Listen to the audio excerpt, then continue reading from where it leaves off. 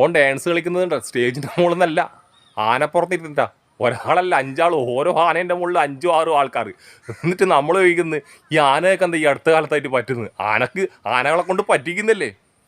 ഇവനെ കിട്ടൂല. ഇവന് ഈ ആന ഇവൻ്റെ കളി കണ്ട് ദേഷ്യം പിടിച്ചിട്ട് ഇരിക്കുന്നുണ്ടാവുക. ആനക്ക് ഈ നീലകണ്ഠൻ താഴിലിറങ്ങിയാലേ നീലകണ്ഠൻ കിട്ടൂ. അപ്പോൾ ഇത് കിട്ടാത്തതുകൊണ്ട് ഈ പാവപ്പെട്ട പാപ്പാനെ നെഞ്ചത്ത് തരും. പാപ്പാനെ പിടിച്ച് അല്ലെങ്കിൽ പാപ്പാനെ അല്ലെങ്കിൽ ആ സൈഡിലോട്ട് നടന്നു പോകുന്ന ആരെങ്കിലും നെഞ്ചത്ത് തരും.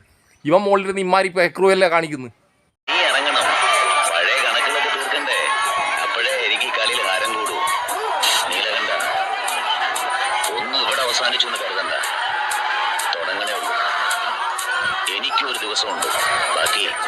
ഇതുപോലത്തെ എത്ര റീൽസ് വീഡിയോ യൂട്യൂബിലും പിന്നെ നമ്മളെ ഇൻസ്റ്റയിലായിട്ടെല്ലാം കാണുന്നത്.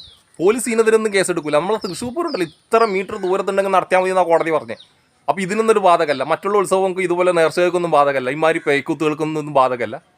എനക്കൊന്നും ചില സമയത്ത് നമ്മളെ നിയമങ്ങൾ കോടതി ഉണ്ടാക്കുന്നുണ്ടല്ലോ, കോടതി രാഷ്ട്രീയക്കാർ ഉണ്ടാക്കുന്നുണ്ടല്ലോ, നടപ്പിലാക്കാണ്ടിരിക്കാൻ വേണ്ടിയിട്ടാണ്, കോമാളിത്തറാക്കാൻ വേണ്ടി നിയമങ്ങൾ.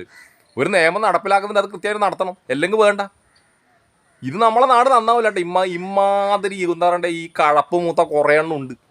ഇതെല്ലാം അമ്പലങ്ങളിലായാലും പള്ളികളിലായാലും എല്ലാം എടുക്കേണ്ട ഈ കഴപ്പ് മൂത്ത ടീം. ഈ ആനേൻ്റെ വാല് പിടിച്ച് വലിക്കലും ആനേൻ്റെ നെഞ്ചത്ത് കയറി കളിക്കലും. പക്ഷെ ഇവർക്കൊന്നും പറ്റില്ല, ഇവരെല്ലാം രക്ഷപ്പെടും. ഈ പെട്ട് പോകുന്നത് ഈ ഒന്നും അറിയാത്ത ഈ പാപ്പാമാരും ഈ പാവങ്ങൾ, അതിലൂടെ പോകുന്ന പാവങ്ങൾ അതിന് മരണപ്പെടുക.